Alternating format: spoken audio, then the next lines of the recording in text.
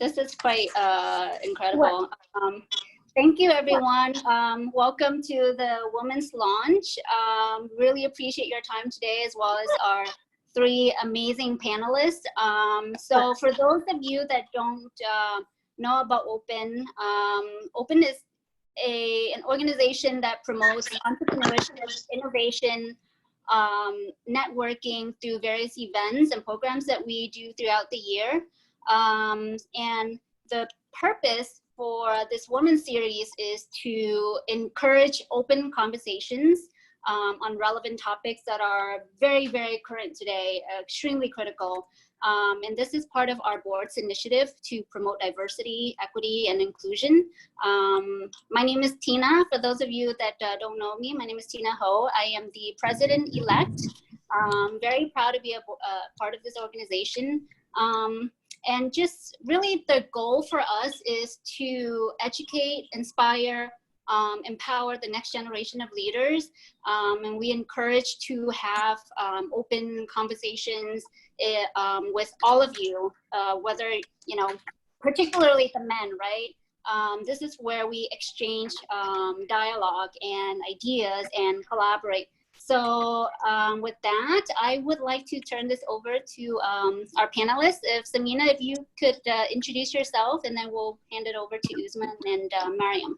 So I've been in the energy space for a long time, first as an executive, fairly senior up primarily in the natural gas pipeline space. Then Samina Farid, who many of you know because he's been very involved with Kamal and I. Kamal was my nephew. He and I formed a company, which is a very successful company called Merrick. Binaz was part of that group. She's joined us as well. And we sold it. Since that time, I've been involved very much in investing and a lot of philanthropic work in investing. And in particular right now, besides working with Kamal and Farid Ventures, I'm also head up the Houston chapter of Golden investing in women and women-led companies. So. Excellent. Thanks, Samina. Okay, Uzma? So I've been involved in Open for quite some time. I'm a medical oncologist trained in New York, but I've been in Houston since like 2007. And being a physician, I realized that when you run your own practice, that's kind of business, and nobody has ever taught me like business side of medicine. So by being part of Open and learning with a lot of my friends and my colleagues who are a lot of them are on this call and are on the board and charter member, it has been a transformational journey for me to understand what exactly is the backstage for all of the business aspects of this. I actually am also very heavily involved now in leadership in Harris County Medical Society. I am a senior fellow of American Leadership Forum. So very heavily engaged in the civic societies, civic initiatives, and especially initiatives that are encouraging women and children at risk to be able to. I know. Yeah, I saw it on the radar. Yeah. I joined one of Lynn's. So somebody's not muted, so we encourage everybody to be muted. So that's where I am at. I'm very interested in having this conversation. And I think part of this conversation is, can be a little awkward and intimidating, but I think it's, unless we have this, we will never get to a level of comfort. So I'm very happy and proud of everybody on the panel, both my male and female colleagues, and happy to be here. Hey, good assalamu alaikum, good afternoon, good evening, everyone in Houston and in other places. Tina, thanks for hosting this. This is really exciting, and I'm so honored to be on this panel with my other esteemed women, Samina and Uzma, both who I have learned from and hope I will continue to learn from, because learning never ends for the rest of your life. A little bit about my background. I am originally from Pakistan. I moved to the US at the age of 16 when I received a scholarship to go to boarding school. I was born and raised in Saudi Arabia, so that was very uncommon and very shocking for people to, in the community to hear that I was moving to the West to complete my studies by myself. That doesn't normally happen usually at that time. And I think, even now, sometimes mostly women move when they get married. So that was really unusual at that time. And I enrolled at the University of Houston after high school. So Dr. Kumawala is, she's a celebrity both in the university and outside. And I'm glad that she's a part of this conversation as well. So I went there for my undergrad and my graduate degree. And during my last year of my undergrad degree, I landed an internship at HP, Hewlett Packard. So I've now been there for 14 years and I've had a very lucrative career in tech. But I think the important thing that what I want people to learn from my background is that it's always, you always have to start somewhere, because, there are, I think particularly a lot of young people these days say, I'm going to start at 50K, 60K, whatever, 10K. You have to start somewhere. And it's really important to surround yourself with people that you learn from, that you grow from. Many of my mentors are open members.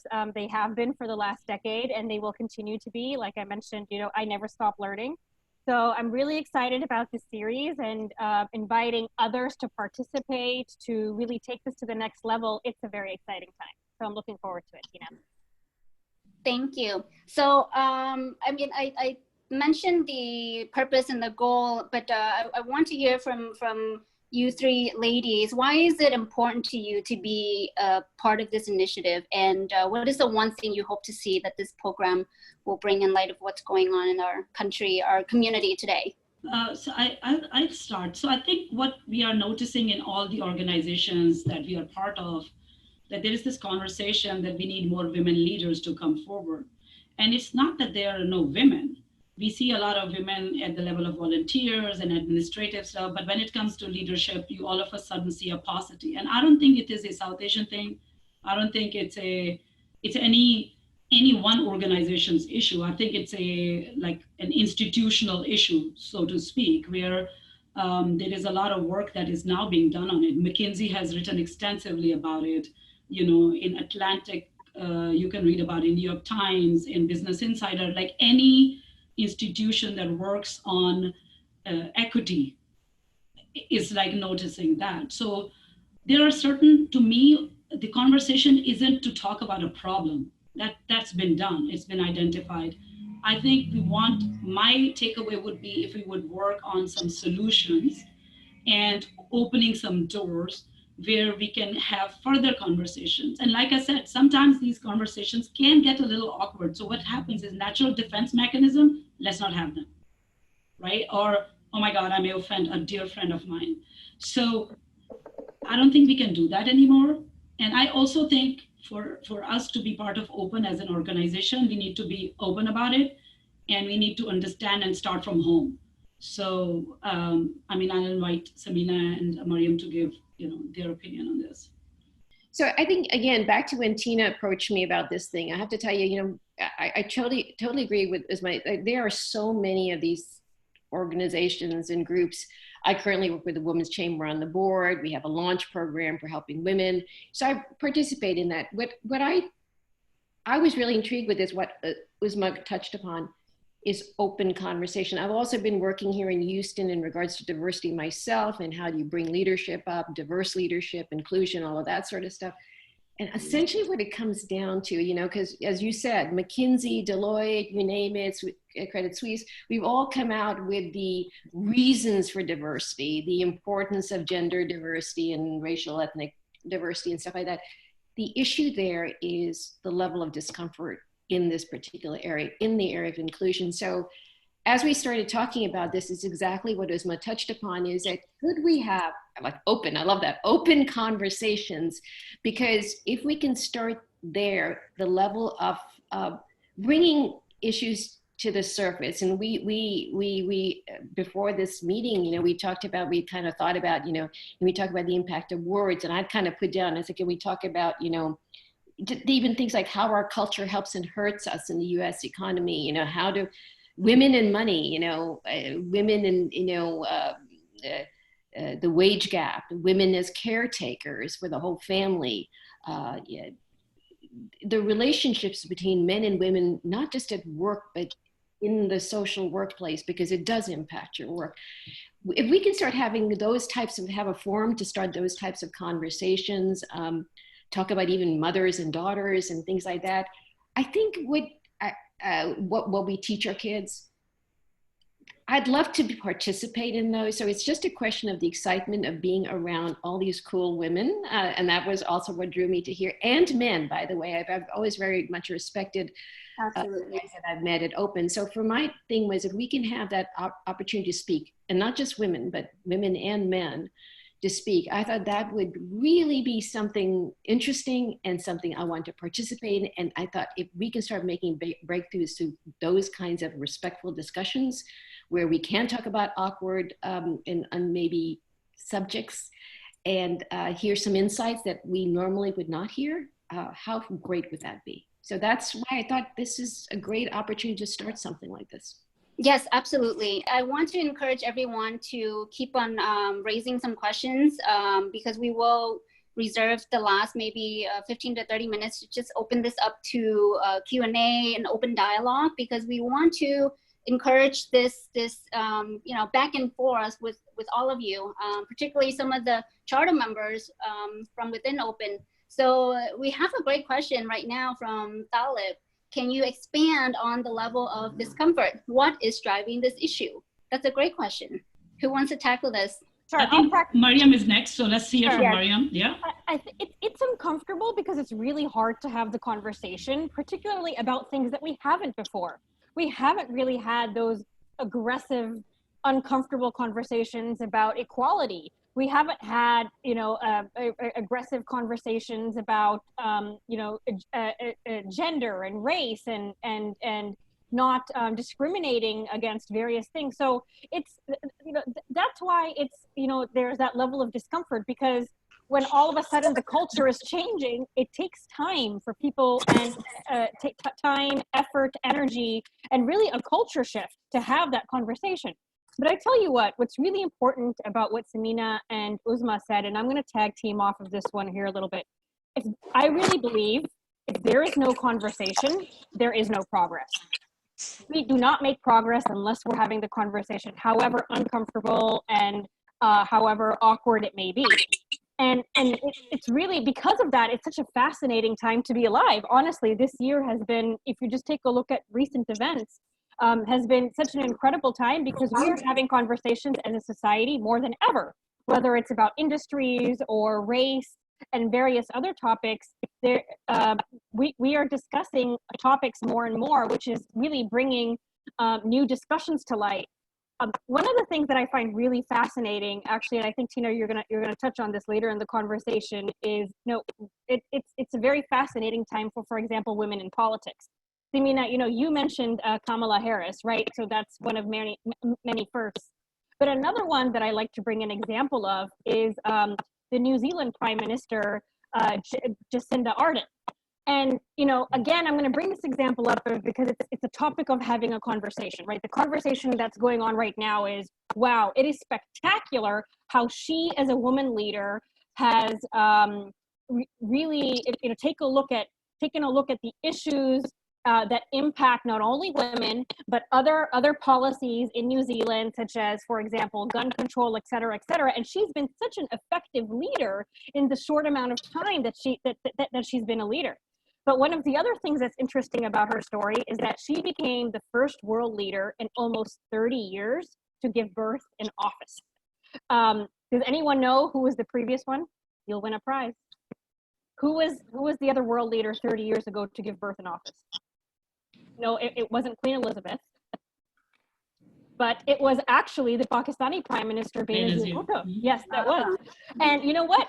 She basically kept her pregnancy a secret and did not even take a maternity leave. Like, she was on the job the next day.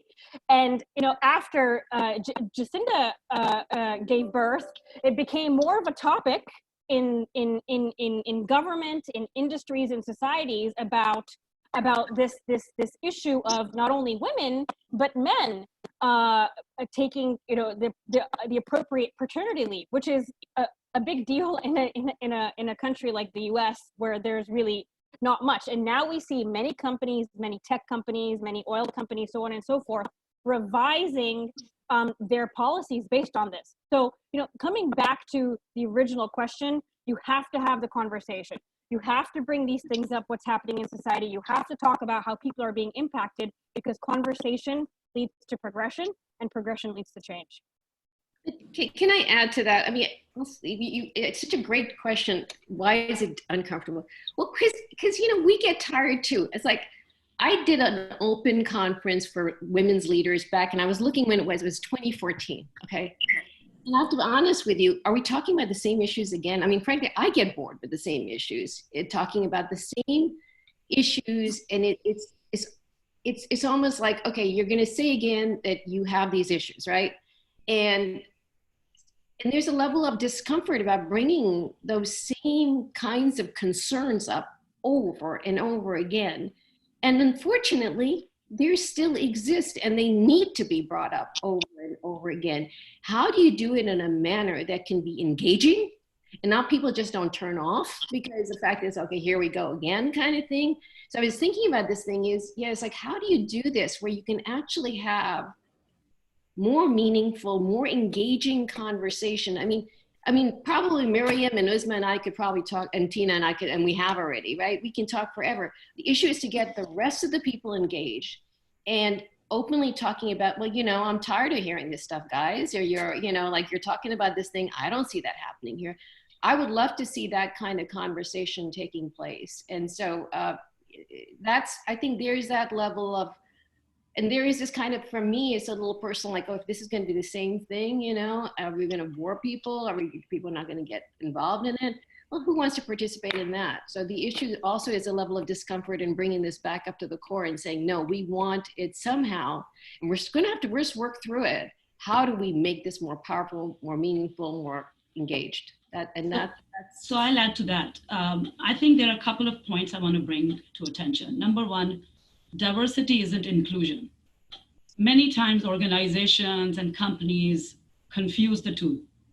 Just because you have a few representative women sitting somewhere doesn't mean they feel included, doesn't mean they are included. And this isn't a field thing, this is a reality thing, number one.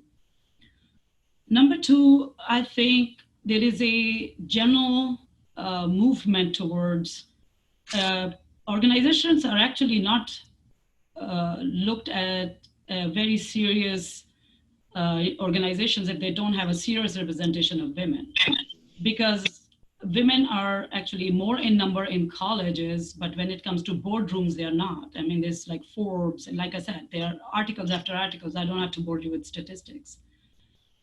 The other, I think, very important issue is that there are a lot of stereotypes that women who speak up, women who will take that stand, have a fear of falling into. And I'm not saying just towards men, it could be within women too. Like every time we talk about women empowerment, is that male bashing? No, it's not. Every time we are talking about, inclusion, does that mean it's a cop-out? No, it's not. So I think the uncomfortable in the conversation is we all want women to be represented more in our organizations. I know Open does. I know everybody from the leadership, we have talked about it, but we've always said, how do we do it? So you may have, if we look at Open's history, we can see that we get a lot of women to start, but they somehow get disengaged along the process. So the conversation actually lies there. Where does it get disengaged? I'm a big believer. Being an oncologist, I have to tell patients like many times a day, unfortunately, that their life is, changed forever, or they're about to die. So I have to constantly balance this hope and honesty. And I think that's where this uncomfortable conversation has to have. It has to have hope, but it has to be honest. It cannot be a feel-good conversation. And what I will do is later on, I will actually encourage the panel to discuss a real-time issue that happened, and we will again, like, getting offended is everybody's initiative and prerogative, sure, but I encourage not to. just like we decided not to, because I think it's a great opportunity to have these conversations. So I think we should talk about it, right? We have some of the CMs here. It's an opportunity for us to tackle this issue. This was something that just happened a couple of days ago, right? One of the somebody in our organization said something that was, to me, it was hurtful, right? It was a message that I took it upon as this is somebody that has always, in my mind, is full of optimism and someone I really admire. So I was really taken aback, and so I decided to wait to see what kind of response from the men in the group. And frankly, I was really disappointed, extremely disappointed. The fact that nobody else really spoke up other than there were two responses. So to me, that I took it as, if you really deconstruct the message behind it, it's very disappointing. So it's one of those things where I feel like if it only matters if you speak up at that particular moment, because if you wait on it, it doesn't matter anymore. As much as you are all about female empowerment, supporting young leaders and whatnot, but what counts is really to speak up at that time when it counts, because otherwise you become an accomplice, right? So I speak from a personal experience as someone who essentially grew up in the organization. These are all men and women like yourselves that I really look up to. So this is an opportunity. Really, this was not expected, right? But I want to bring this up in light of, hey, it's happening. It's happening in the organization that I take so much pride in. But that day, I did not feel pride about being a member of Open. So Tina, I also want this. You said you felt hurt. And again, like I said, there's a little bit of whenever we be authentic and vulnerable, there's always this, like a little cliched space where people would expect people to be authentic and vulnerable, but when you are, then that's actually not a safe space. So I think we need to first say, if we want this problem to resolve, and if we want representation from both women and men, and if we ask this question, where are the new women leaders? Right? I mean, that was the main question. Where are the new women leaders? Because, we have been part of this organization for quite some time. The new women leaders cannot be just, what is the right word?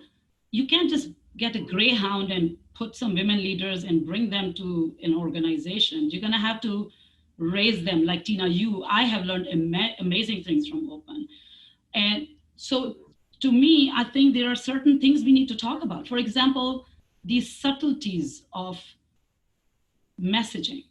Well-meaning people can say demeaning things, right? And a lot of these microaggressions happen, and let's call things what they are. We don't, like I said, we already started that this isn't going to be a old conversation, Uzma Iqbal, MD, how she became an MD. So basically the question here is, there are a lot of things that we do which are put downs.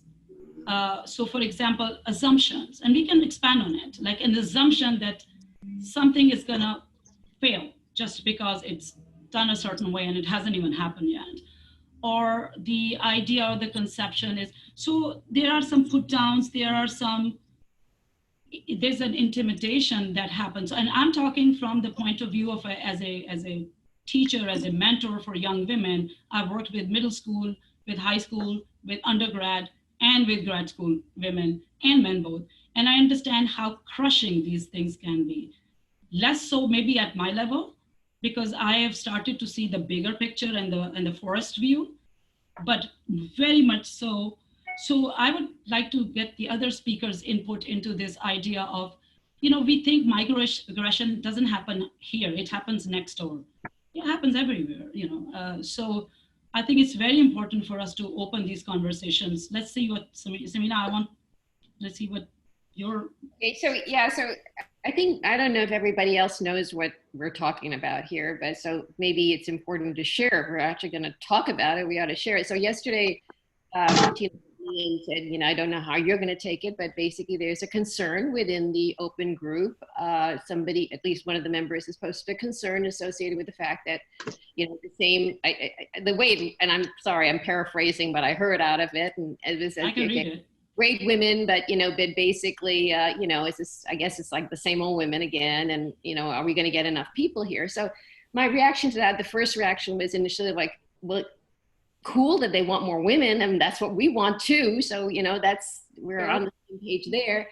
I think the second half of it, though, I was like, okay, well, you know, you know, before the meeting, we're being kind of told like, oh, will we get enough people? If I remember correctly, I was not part of that string, so I just heard it. But you know, will we get enough, draw enough people? And I thought, well, you know, I will listen to a lot of men and women if I think they have something interesting to say, even if they're repeated. And two, I wasn't sure, so I said, Tina, how many women organizations and things have you talked to? Because I participated in two presentations at Open, so I was like, huh.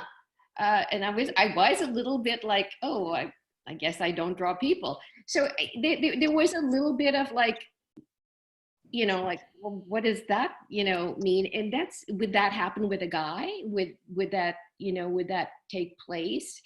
Why was that an issue? So I think it was well-meaning, because after you told me the individual, I have great respect for this person. I really like him. And so I always take it as positive, but I think that's what sometimes the perception of like, we're trying so hard. It's like,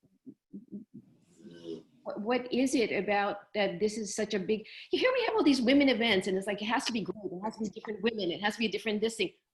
I don't get it. I mean, you guys do the same thing a lot, and do we sit around and question it? I'm not sure. I mean, in one way, I think it's great that somebody actually, if he was thinking it, said it, because it's nice to have that out in the open, and we need to be addressing it.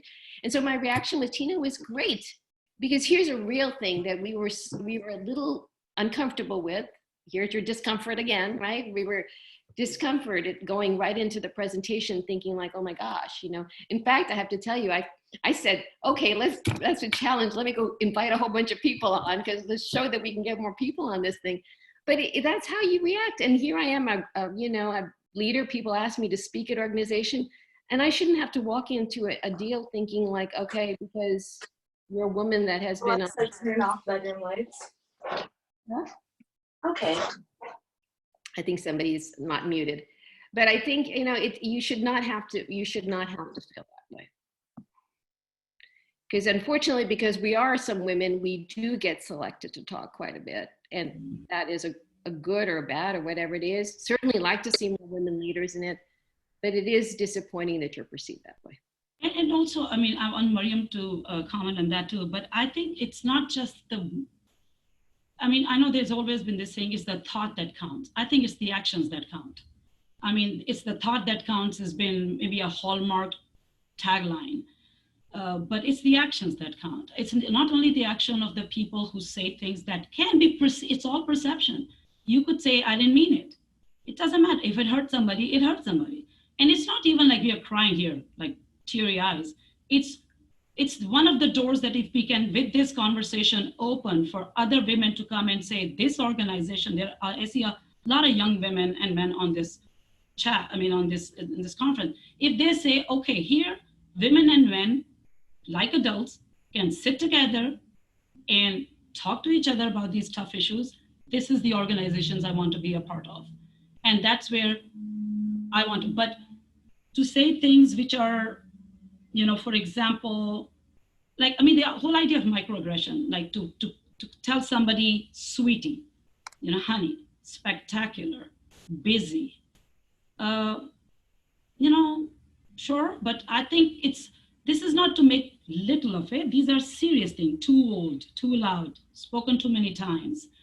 So I think this is more to reflect. And I actually always encourage people to go back and talk to women in your own lives, daughters, wives, and they'll actually tell you surprising stories that they may never have told you before. I'm talking to both men and women in the audience.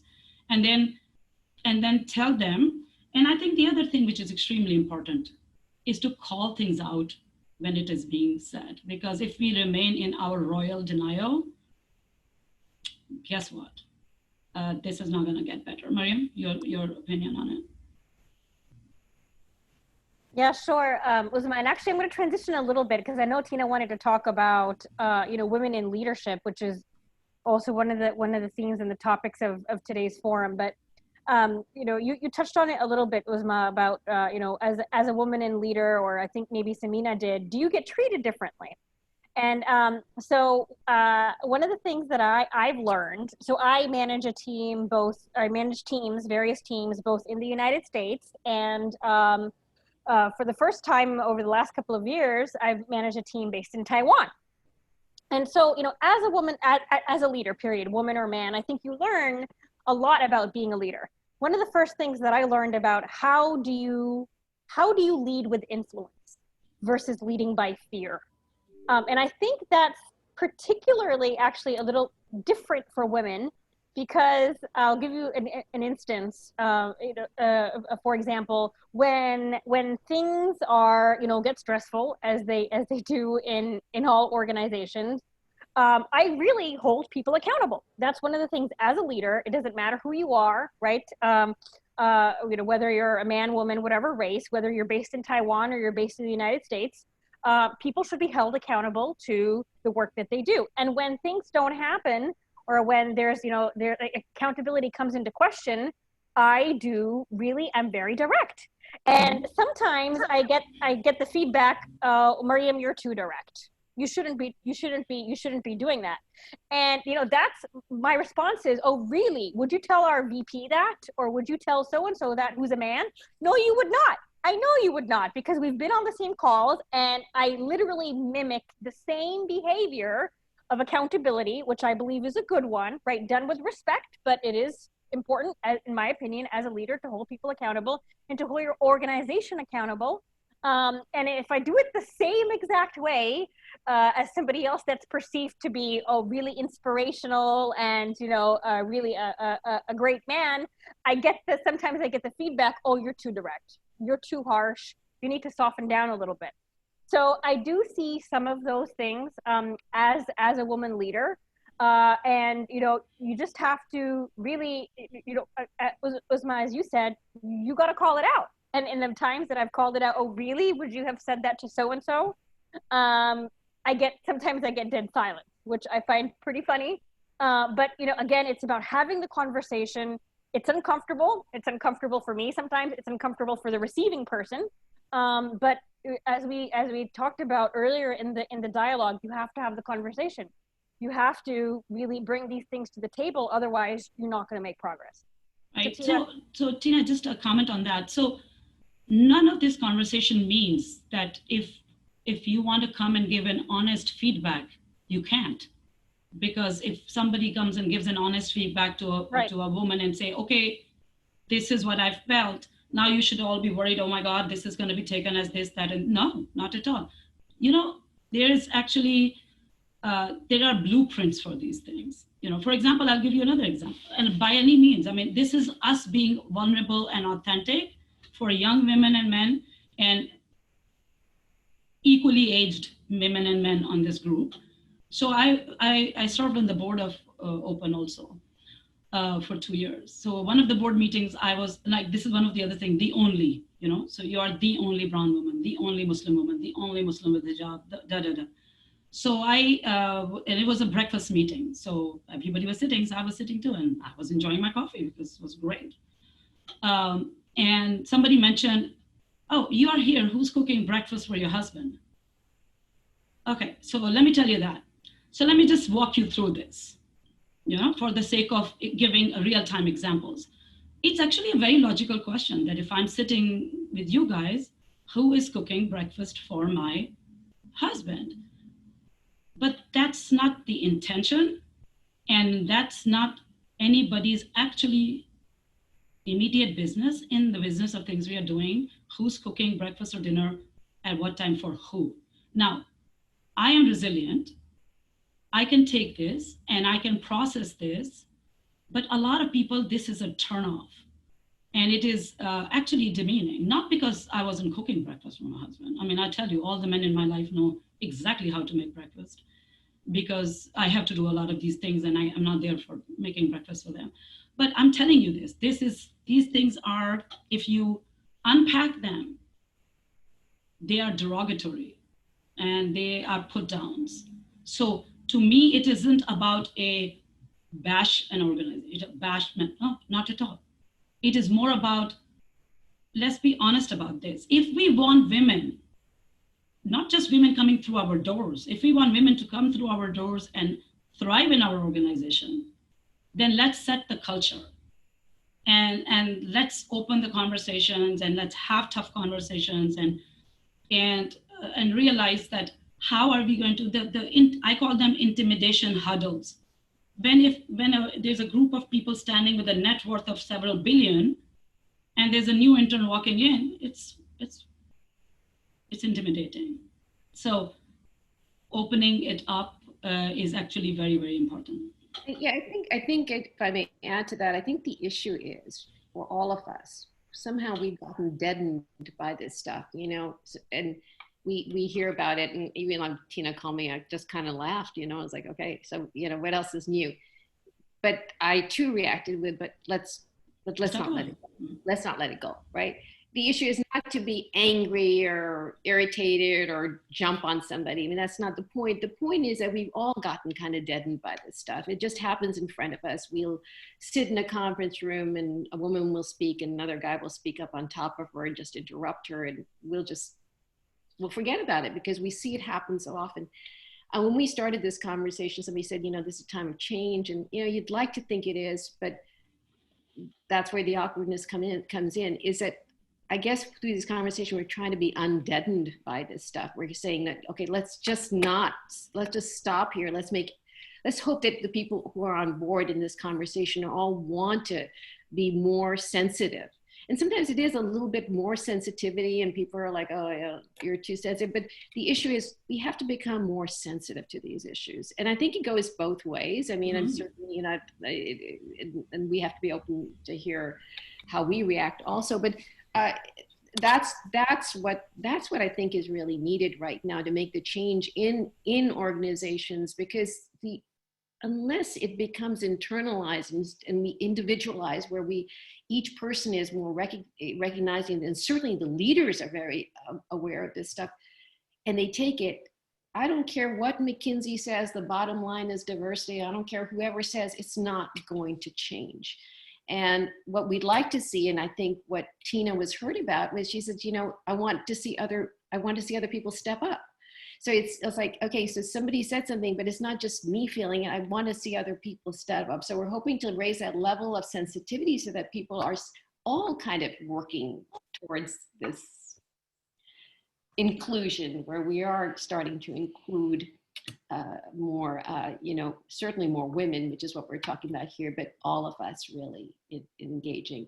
And by the way, Uzma, I thought it was, you know, when we talked about this, I thought it was age issue, because there's age discrimination as well. I thought, well, God, I've been around so much that people are tired, and hopefully I'm learning and sharing new stuff. I mean, it's an age issue, it's a hijab issue, it's a ponytail issue, it's a lot of issues. I don't want to make minimizing of it, but yeah. You're absolutely right. I think this is more of I told Tina and I told Samina and Maryam, if we are going to have, and this is before this incident, if we are just going to sit there and look pretty and have to tell people what we have, I'm not being part of this conversation, because I'm done having pretty conversations. I want to have a honest conversation. And if we are okay with that, if our organization is okay with that, then let's talk about it. Because we can't just say, where are the women? You know, they're everywhere. Just like bring them to your and it's not just one organization struggling with it. And the organizations who have done work on it, it's a self-work process. They have thrived. Yeah, no, Tina, we still can't hear you. Sure, I know that Tina wanted to spend a few minutes at the end on Q&A. So maybe we can go to Q&A and see if there are any questions from our participants. Or comments. Or comments, yeah. Yes. Suggestions or opinions. Yeah. Okay, go ahead, Talib. You have a question, I think. Just to be clear, the comment that was made by the charter member, whatever the intentions were, was offensive, right? Let's be very clear. it was offensive. I saw the comment yesterday, and the mistake I made is I waited to see what was going on because I'm viewed as somebody who's very, very direct and can offend people very, very quickly. So I held back, and that was my mistake, you know. So and hopefully the matter has been addressed, but it is just a start of this conversation. So I think that first of all, to be very clear, right, that it was offensive. It would be offensive in any forum, let alone the open forum, right? And so let's be clear about that. So all the reaction is very much needed. The second thing is, I think it's a reminder, it's a wake-up call for all the male charter members that too often we assume the privilege of being a male without understanding that, you know, how those comments could be. So I think the male members can learn a lot from this conversation as I'm learning from this conversation. And to pay attention to the details of what's being said, right? So being asked who's making breakfast is an offensive comment, but if be frank, as a male, I may actually, if somebody said that to me or said that, hey, I said that to a female member, I may laugh on it, right? So there's a hypocrisy that goes in that we need to address. So I just feel like this conversation is the beginning of something great, and the education part is not lost on me, but we have ways to go in this journey for sure.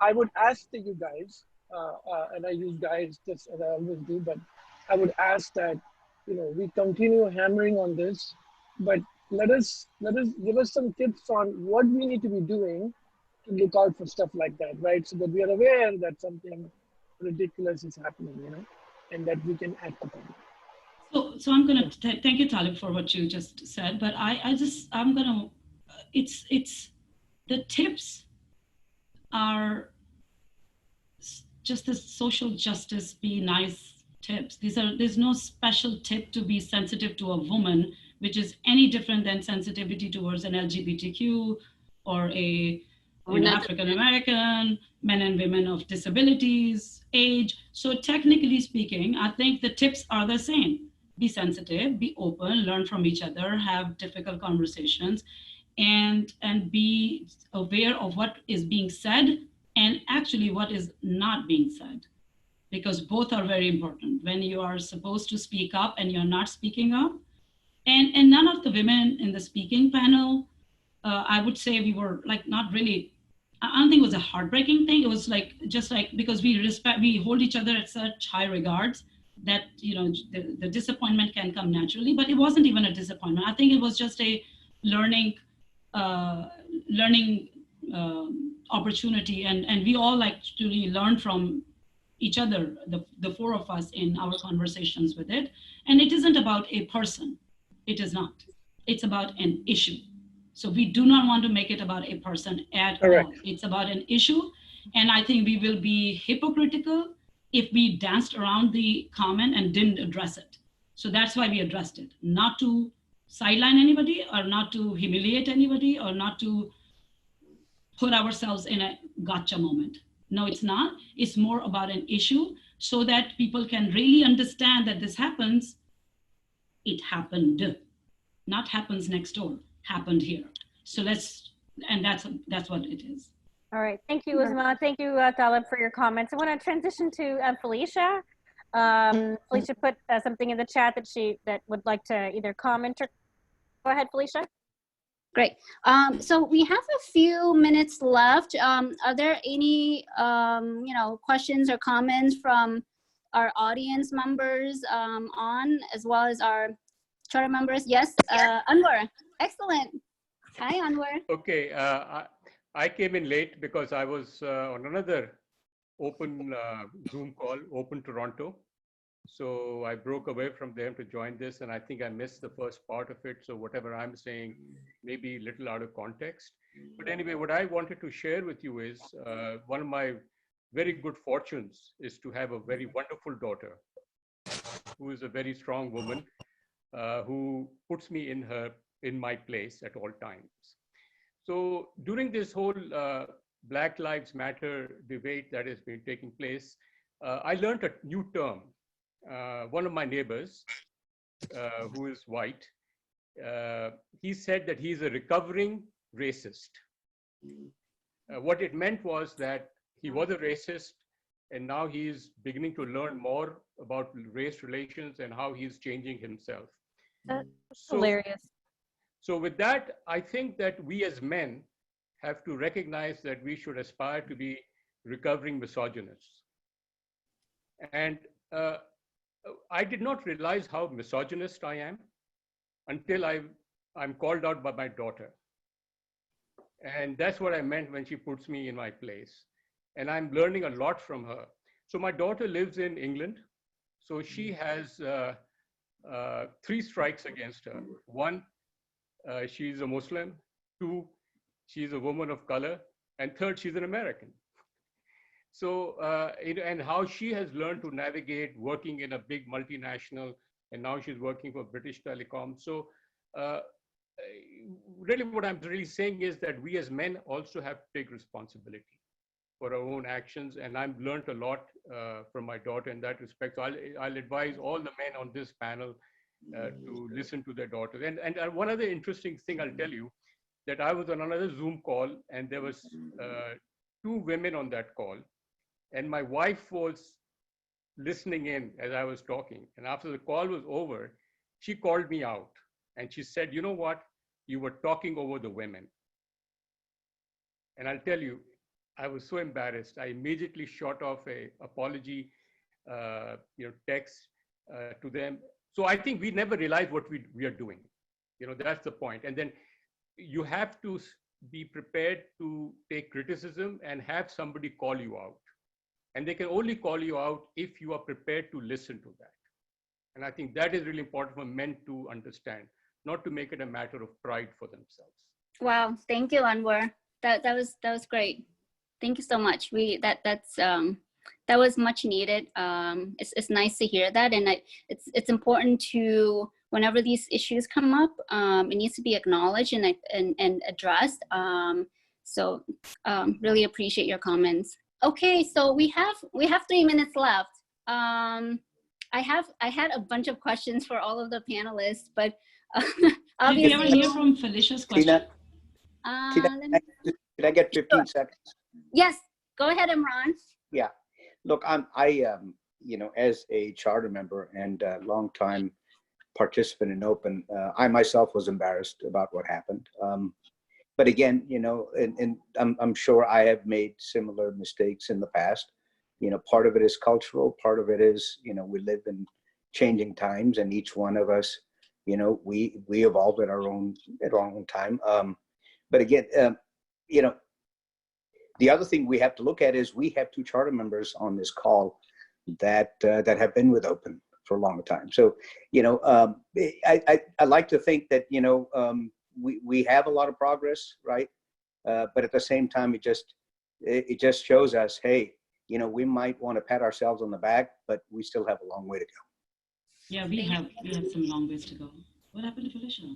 I think, many of us we had a side exchange on this whole thing with AOC and Yoho the other day as well. So I think this is a very kind of coincidentally such a big issue right now, and the question, you have fathers with daughters and wives, and yet they're still sometimes not you gentlemen, but the they can make these very, very awful comments about young women, and it's just astonishing to see that. I think she did a remarkable job in her response, which hopefully all of you got a chance to see. I thought it was. If not, you should see it.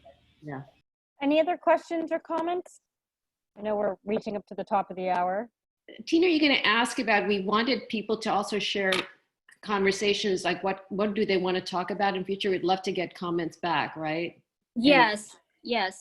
So there's obviously we are going to do this on a quarterly and perhaps even more often based on the feedback that we get today.